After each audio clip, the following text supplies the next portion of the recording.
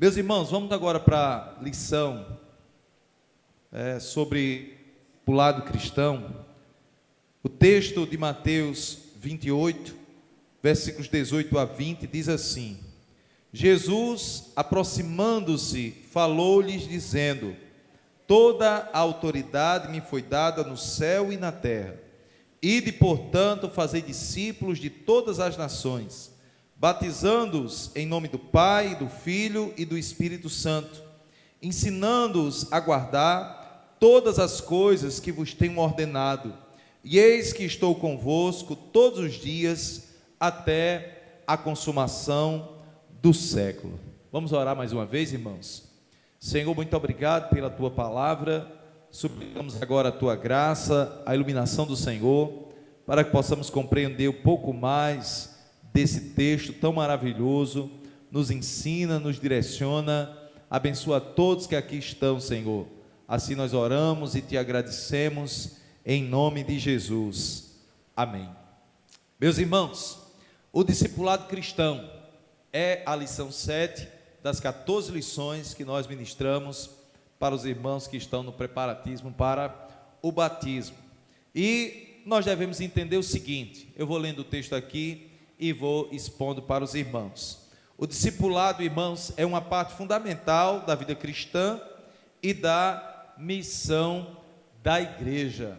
A igreja, meus irmãos, ela não pode perder o foco do alvo principal, que é fazer discípulos. Como a gente já falou, igreja não é ONG, igreja não é casa de show, de espetáculo. Igreja não está na terra para promover entretenimento para as pessoas. A igreja está aqui para obedecer às palavras do seu Senhor, do fundador e dono da igreja, que é Jesus Cristo. E o propósito maior da igreja é fazer discípulos. E como nós sabemos, discípulo é diferente, essa compreensão de discípulo é diferente de alguém que quer ser apenas um cristão nominal. Irmãos, há muito em nosso país e no mundo cristãos que são apenas de nome, mas ser discípulo implica em compromisso com o Senhor, em uma identificação com o Mestre, e nos leva a querer viver semelhantemente ao nosso Mestre. Jesus chamou seus seguidores para serem seus discípulos e para fazer discípulos de todas as nações. E aqui o que Jesus ele coloca para a igreja é uma missão que só é possível porque ele é todo poderoso. E ele dá essa ordem de fazer discípulos de todas as nações, para que o nome do Senhor seja glorificado, pregado nos 4 ventos dessa terra. O discipulado envolve um relacionamento de aprendizado e imitação. É isso, irmãos. Nós devemos imitar o nosso Cristo, o nosso Salvador, em sua vida, em seu ministério, em sua espiritualidade. Falamos, há 15 dias sobre espiritualidade bíblica, e é interessante que a gente vive, em um contexto em que as pessoas têm como referencial de espiritualidade A, B, C, D, homens e mulheres aqui da terra, quando deveriam ter como referência principal de espiritualidade Jesus Cristo. Quem é mais espiritual do que Jesus Cristo? Não há, irmãos. Então é importante, eu não devo adorar como o pastor adora, eu devo adorar como Jesus adora. Eu não devo adorar como o pregador, o missionário, a irmã ou o irmão. É Cristo, é a devoção dele ao Pai, a obediência dele ao Pai, a missão dele, a vida dele. Ele é o nosso referencial. Então, discipulado, irmãos, começa por essa contemplação, por essa identificação e por essa procura de imitar a Cristo, onde os crentes crescem em sua fé, na imitação a Cristo, e também ajudam outros a fazer o mesmo. É outro princípio que é fundamental nessa perspectiva de discipulado. Nós fomos chamados para ser discípulos e também ajudar a outros a serem discípulos de Jesus Cristo. A proposta é essa, irmãos, a proposta do Evangelho de Jesus. Você quer ser seguidor dele? Quer ser um discípulo dele? A proposta é andar com ele, conhecê-lo cada vez mais, renunciar às suas vontades e ser um instrumento dele para alcançar outros, para serem também discípulos dele. O que é discipulado? Vamos lá para a definição do que é discipulado. O termo discipulado vem da palavra discípulo, que significa aprendiz ou seguidor. No contexto cristão, o discipulado é o processo pelo qual os crentes aprendem a seguir a Jesus e a viver de acordo com os seus ensinamentos. Isso inclui não apenas o conhecimento intelectual, mas também a transformação prática da vida. Porque, irmão, Jesus chama os seus 12 discípulos, que posteriormente foram designados também apóstolos, e ele não chama os discípulos para uma aula uma vez por semana. Ele chama os seus discípulos para estarem com ele, para andarem com ele, para aprenderem com ele e dele. Da mesma forma, nós, irmãos, nós fomos chamados para andarmos com Jesus. Em nosso contexto, só é possível a gente se encontrar 1, 2, 3 vezes por semana. Nós que somos limitados, mas nós devemos andar com Jesus diariamente. Você deve viver, nós devemos viver na presença de Jesus, conversando com Ele, orando, compartilhando, ouvindo o Senhor. Como é bom, irmãos, nesse relacionamento com Ele, a gente poder ouvir a voz dele dizendo: meu filho, vá por aqui. Você já experimentou isso? Você já recebeu essa graça do Senhor? Em uma encruzilhada, você ouvir a voz do mestre dizendo: vá por aqui, ó. Aí você obedece e dá certo. Por quê? Porque você está andando com Ele. Ele está andando com você, Ele está te guiando, não é? Continuando aqui, irmãos, em Mateus 28, 19 a 20, Jesus, Ele dá instruções a seus seguidores para fazerem discípulos de todas as nações, ensinando-os a obedecer tudo o que Ele ordenou. Então, no processo do discipulado, o que é que nós devemos ensinar? Meu irmão, olhe, é obedecer as palavras de Jesus. Obedeça o que Ele mandou. Mas, pastor, é difícil? Não é só difícil, não, é impossível. Mas para essa missão impossível, o Senhor nos deu o Espírito Santo. E o Espírito Santo nos capacita a realizar aquilo que é impossível ao homem. O que é impossível ao homem, irmãos? Renunciar à sua própria carne, à sua própria natureza. Isso é impossível. As pessoas aí fora não conseguem. E não tem como conseguir, não. E por que nós conseguimos? É porque nós somos melhores? Não, é porque o Espírito Santo de Deus nos foi outorgado, nos foi dado, e pelo poder do Espírito Santo, nós conseguimos realizar aquilo que é impossível. Renunciar às nossas vontades para fazer a vontade de Deus. O discipulado é, portanto, um chamado a viver de forma fiel e a ensinar outros a fazer o mesmo. Então, irmãos, é o ensinamento da palavra de Cristo. A ensinar, não adianta. Não adianta trilhar outro caminho, querer fazer outra coisa. Nós fomos chamados a obedecer a palavra de Cristo, ensinando-os a guardar, a obedecer. A ideia de guardar é obedecer, praticar todas estas coisas que vos tenho ordenado. E eis que estou convosco. Irmãos, essa expressão de Jesus, sabe qual é a ideia? Você já fez algo supervisionado? Em alguns cursos, há aquilo que nós chamamos de estágio supervisionado. Ou você já foi treinado em algo que o instrutor disse: olha, faça assim. Aí você vai fazer, mas ele está ali ao seu lado olhando se você está fazendo ou não, se está fazendo direitinho ou não.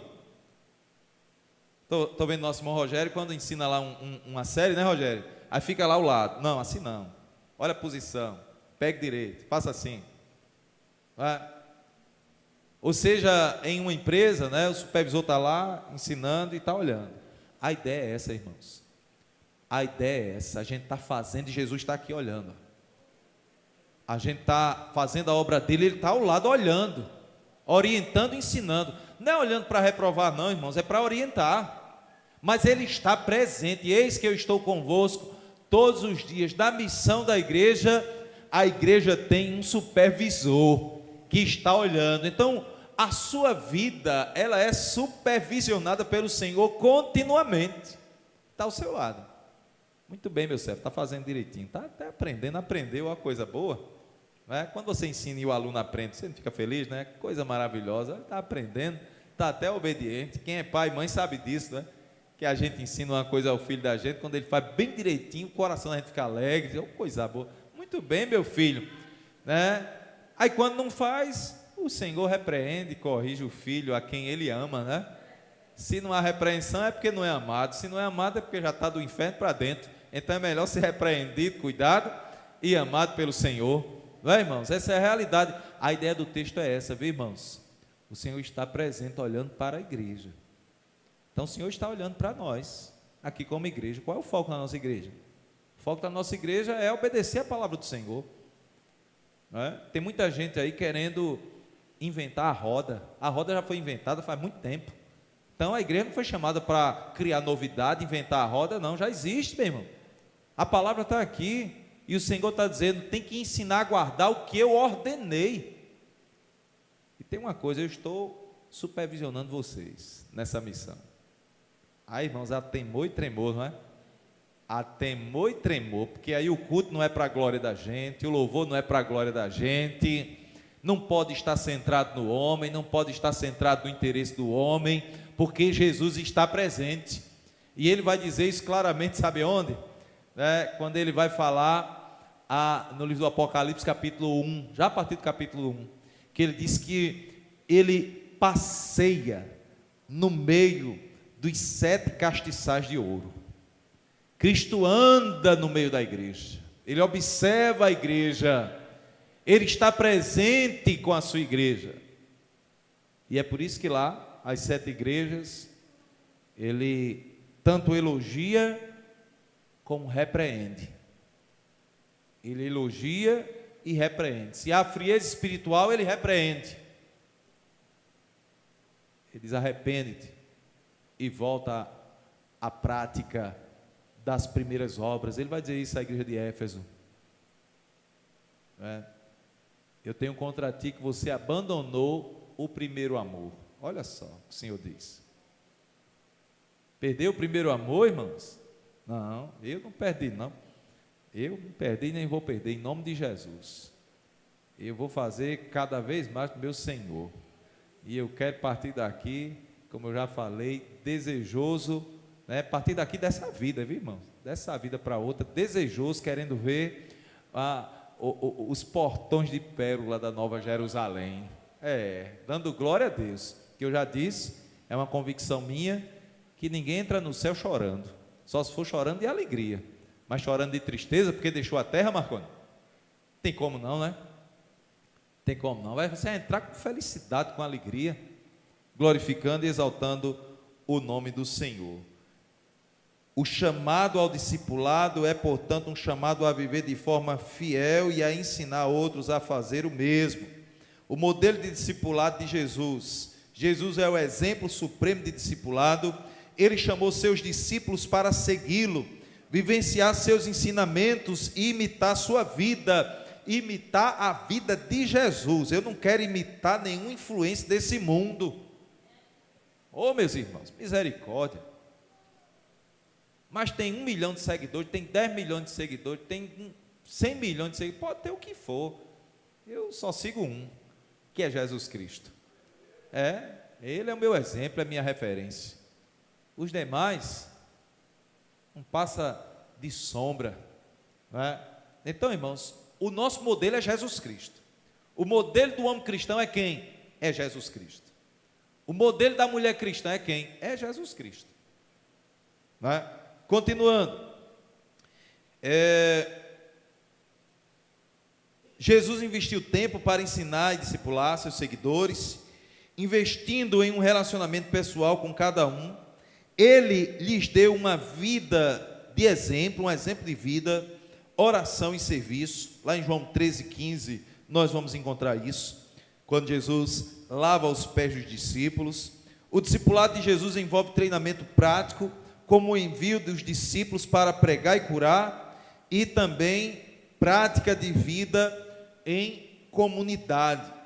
E aqui nós temos também as características de um discipulado eficaz, que envolve ensino e formação, aprofundamento no conhecimento das Escrituras e dos princípios cristãos.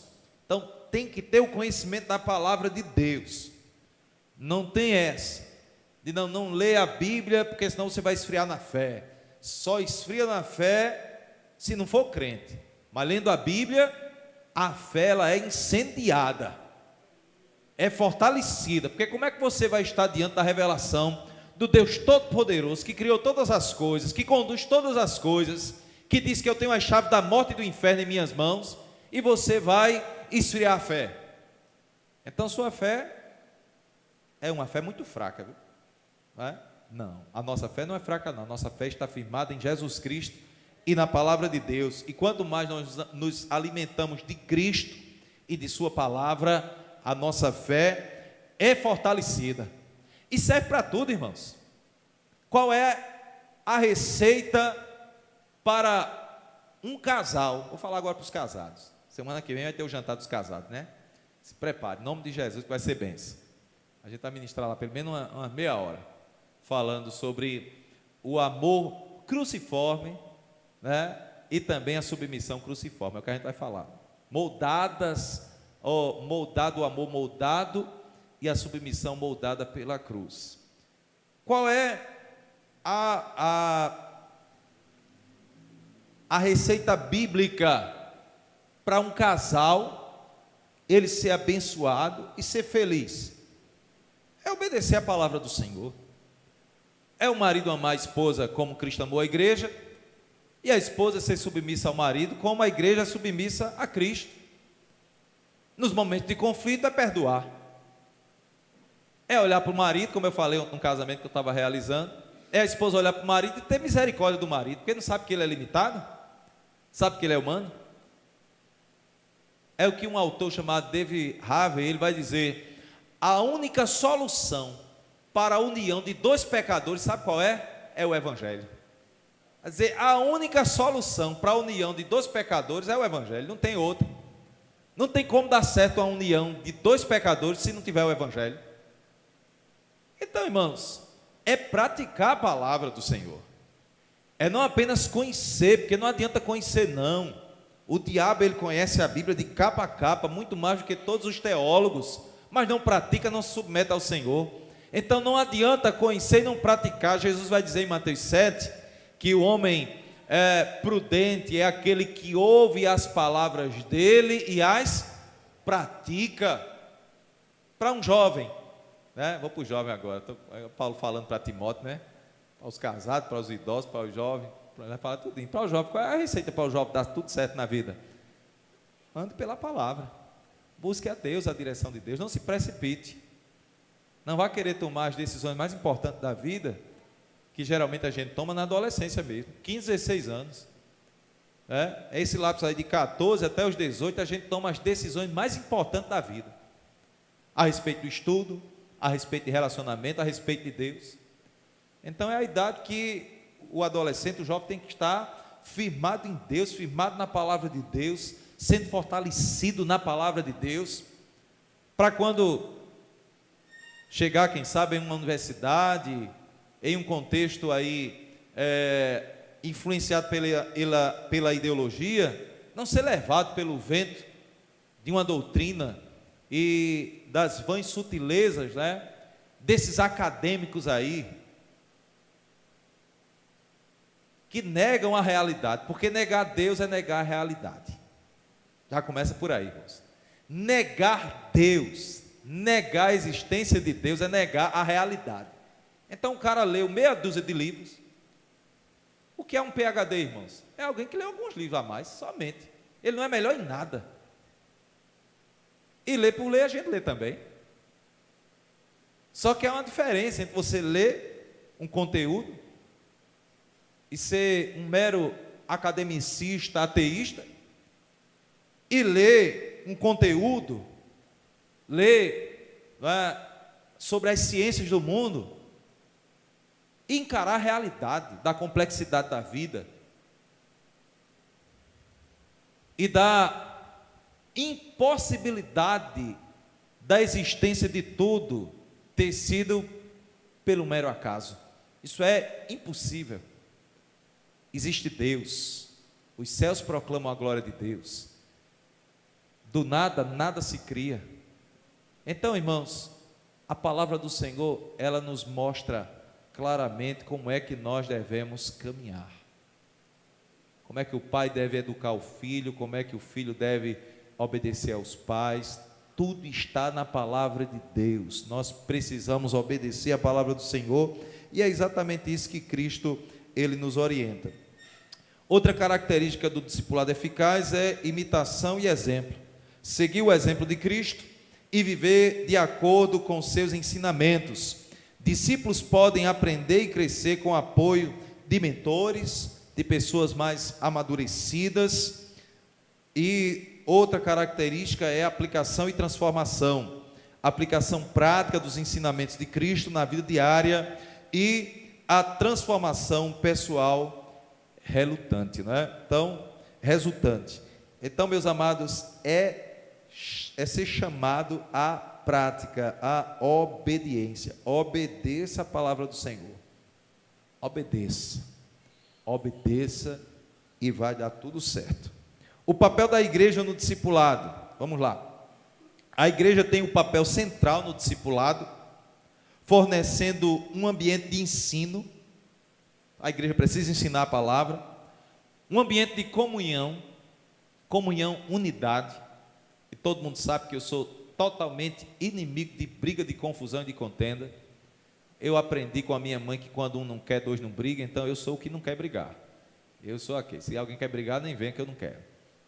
Então a gente aprende isso. A igreja deve ser um ambiente de comunhão e também, meus irmãos, de apoio. A igreja tem que apoiar, irmãos. E a igreja, gente, a igreja somos nós, igreja é gente, sou eu e você. É quando a gente verifica, olha, sinceramente, irmãos, eu olho para as escrituras e vejo o seguinte: a nossa postura, e se a gente que está aqui aprender isso, e mais alguém que está em casa nos assistindo aprender também, já vai ser um avanço muito grande. A gente já tem que chegar na igreja olhando para as pessoas, olhando para os bancos. Quem está? Pai, estou sentindo falta do irmão tal, estou sentindo falta do outro, estou sentindo falta do outro. Você adora a Deus, mas já vai orando, intercedendo, porque você não sabe se o irmão está doente, se está viajando, se está trabalhando, ou se está frio na fé, se está passando por uma situação difícil. Aí o que é que a gente tem que fazer? Orar e ligar, irmãos. Manda uma mensagem. Hoje tem uma facilidade tão grande. Você não passa um minuto para mandar uma mensagem: ô abençoado, abençoada, meu irmão, minha irmã, senti sua falta na igreja. O que é que está acontecendo? Vamos caminhar. O ambiente de apoio é esse, irmãos, um ambiente de apoio, de encorajamento. Não é só eu estou bem, vou para o céu, estou adorando, está tudo bem. Não, nós somos um corpo. E o corpo só está bem, funcionando bem, se todos os membros estiverem bem, até funcionando de forma adequada. Então, por vezes eu fico mandando mensagem para o pessoal, aos irmãos, dizem: não, pastor, eu estava na igreja, o senhor que não viu. Eu digo: graças a Deus que você estava, amém. Mas mesmo assim senti sua falta, porque eu não vi e já senti a falta, Mas é isso, irmãos, a gente precisa criar um ambiente de apoio. A igreja tem um papel fundamental: ensino, comunhão e apoio. Ensino, comunhão e apoio. A gente está ensinando a palavra, estamos vivendo em comunhão, vamos ampliar essa questão do apoio, encorajar mesmo. Porque, volto a dizer, a gente não sabe o que é que o irmão está passando, não é? Só quem sabe é Deus, mas a gente vai apoiar, vai encorajar. Venha em nome de Jesus. Em Atos 2, 42 a 47, eu peço aos irmãos que abram a Bíblia aí, em Atos 2, 42 a 47, tem que trocar aquela pilha daquele relógio, que ele está me enganando, está faltando 13 para as 11, e ali ainda é 11, 10 e 25, aí, ainda bem que eu olhei aqui para o meu relógio, Atos 2, 42 a 47, olha que, irmãos, meus irmãos, esse texto é o manual bíblico, é toda a orientação bíblica para o crescimento orgânico, espiritual e natural da igreja. Diz assim: e perseveravam na doutrina dos apóstolos, e na comunhão, no partir do pão e nas orações. Em cada alma havia temor, e muitos prodígios e sinais eram feitos por intermédio dos apóstolos. Todos os que creram estavam juntos e tinham tudo em comum. Vendiam as suas propriedades e bens, distribuindo o produto entre todos, à medida que alguém tinha necessidade. Diariamente perseveravam unânimes no templo, partiam pão de casa em casa e tomavam suas refeições com alegria e singeleza de coração, louvando a Deus e contando com a simpatia de todo o povo. Enquanto isso, acrescentava-lhes o Senhor, dia a dia, os que iam sendo salvos. Amém? A igreja deve viver assim, irmãos. A igreja precisa olhar para esse modelo estabelecido pelo Senhor em sua palavra e procurar viver, perseverar e não desistir, perseverar na doutrina, no ensinamento dos apóstolos. Não, mas em tal lugar, pastor, está ensinando outra coisa. Então ensine lá, mas a gente vai perseverar na doutrina dos apóstolos, e a doutrina dos apóstolos está aqui na palavra do Senhor. Não, mas estão fazendo uma novidade. A gente não quer novidade, não. A gente quer aquilo que é eterno, porque aquilo que é novidade, daqui a pouco deixa de ser novidade, mas o que é eterno é eterno. Louvado seja o nome do Senhor, né? Comunhão, partir do pão, nas orações. Irmãos, olha, vou dizer uma coisa a vocês, que é a minha convicção também. A gente só não é mais abençoado porque a gente não faz por onde. Mas pastor, está pregando mérito? Estou pregando responsabilidade. Estou falando de mérito não. A gente só não é mais abençoado porque a gente não obedece a palavra do Senhor plenamente. Porque é nessa unidade que o Espírito Santo opera de maneira poderosa. E nós já temos experimentado aqui, irmãos, coisas grandiosas da parte de Deus. Deus operando de uma forma extraordinária em nosso meio, curando. Irmão, não sabe a alegria que eu estou em relação ao irmão presbítero Vitorino, que a gente orou, clamou, a igreja clamou, e ele está lá, está enxergando, irmãos. Fez a cirurgia, está enxergando, estava quase cego. O nosso presbítero Cláudio estava na UTI, meu amigo.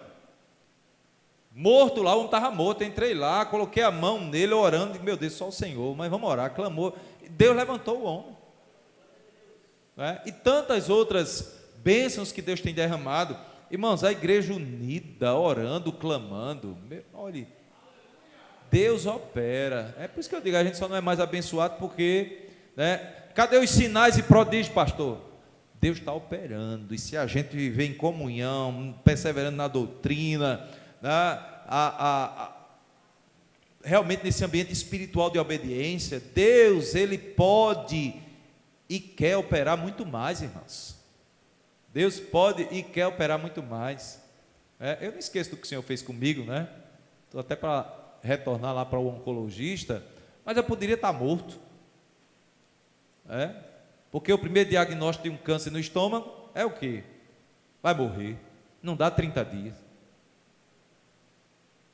Aí o Senhor sabe como é que eu sou. Eu disse, rapaz, vamos ali, minha filha, tomar uma sopinha, vou para a igreja que ainda dá tempo de cultuar o Senhor. Eu estava lá em João Pessoa, E a gente orou, clamou, perseverou, irmãos, sabe, confiando no Senhor. A igreja orou. Eu creio que naquela noite que a igreja orou por mim aqui, Deus estava operando.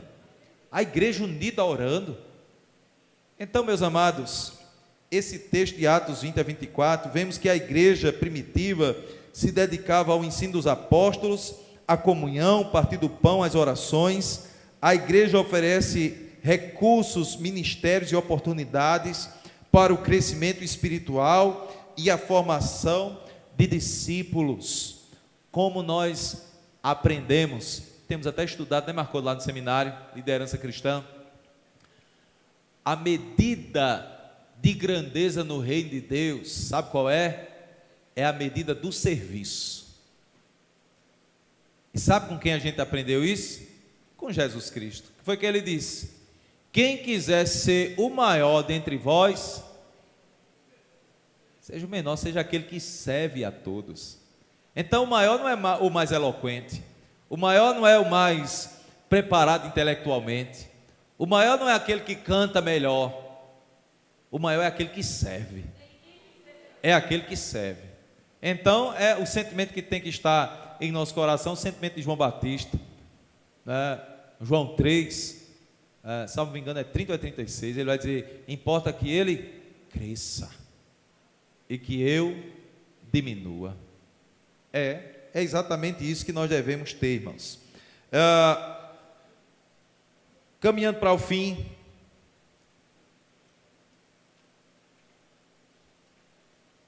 a importância do discipulado. O discipulado como mandamento de Jesus. Em Mateus 28, nós temos aqui a grande comissão. Jesus dá ordem a seus discípulos. Isso reflete a importância do discipulado, não apenas para o crescimento pessoal, mas também para a expansão do reino de Deus. O discipulado é uma parte essencial da missão da igreja e do chamado de cada cristão para viver e compartilhar a sua fé. Qual o impacto do discipulado na vida do crente? O discipulado tem um impacto profundo na vida do crente, proporciona crescimento espiritual, ajuda a desenvolver uma fé mais madura e profunda, com uma compreensão mais clara dos princípios e práticas cristãs, transformação pessoal, promove mudanças significativas no caráter e comportamento, alinhando a vida do crente com os valores do reino de Deus, e também inclui a preparação para o serviço, equipando os crentes para servir e testemunhar eficazmente, utilizando seus dons e habilidades para a obra do ministério.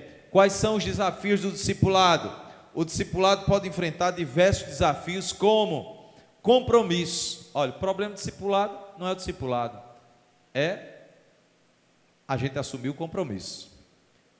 Qual é o desafio? O compromisso, a necessidade de um comprometimento contínuo com o crescimento espiritual e o aprendizado.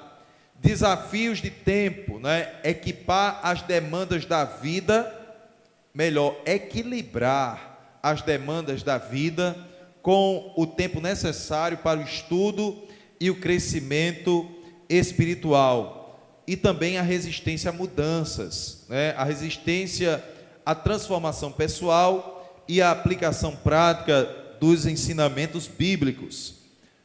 Porque tem aquele crente, tem aquela pessoa que diz assim: eu sou assim mesmo, não é? É porque eu sou assim mesmo, eu nasci assim, sou assim, vou morrer assim. Mas aí esse assim, Jesus muda. E ele nos chama para mudar mesmo. Se alguém está em Cristo, é uma nova criatura. As coisas velhas se passaram, e eis que se fizeram novas. Então, se você era assim, agora você é crente. Se você era de outro jeito, agora você é crente. Então, nós fomos chamados a obedecer ao Senhor. Então, esses princípios, irmãos, são fundamentais, porque senão a gente não cresce. Senão a gente não cresce. Não adianta a gente ouvir falar da história de Abraão, de Moisés, de José, de Daniel, de Sadraque, Mesaque, Abednego, né, de Elias, de Eliseu, e a gente permanecer o mesmo. Tem que mudar. Nós fomos chamados para mudar, porque todos esses personagens bíblicos, eles foram mudados, transformados pelo Senhor, impactados pela presença de Deus. E aí Deus operou grandemente na vida deles. Da mesma forma, nós, irmãos, vamos buscar esse aperfeiçoamento da palavra do Senhor. Que Deus abençoe os irmãos. Ainda tem uma outra parte que depois eu vou passar para o pessoal que está se preparando para o batismo, mas o que vimos hoje, eu acredito que já foi suficiente para a gente poder crescer um pouquinho mais, pelo menos 1%, né? O pessoal aí fora tem essa história, todo dia 1%, tá bom, todo dia 1%, em 100 dias você vai estar mudado 100%, aí começa de novo mais 1% por dia, com mais 100 dias, olha, no ano você vai mudar pelo menos 3 vezes, né? Pelo menos 365, então você vai melhorar 3 vezes, 3,5 vezes por ano, vai ser melhorado, aperfeiçoado pelo Senhor. Então melhore, em nome de Jesus, não é? Melhore, diga para a pessoa que está do seu lado, melhore, melhore, em nome de Jesus, melhore. Você está pensando que já está bom? Não, melhore, melhore mais um pouquinho, para glorificar o nome do Senhor. Irmãos, vamos ficar de pé. Eu quero mais é melhorar e glorificar o nome do meu Senhor, amém? Que Deus abençoe os irmãos, fomos chamados para isso, meus amados. Vamos orar.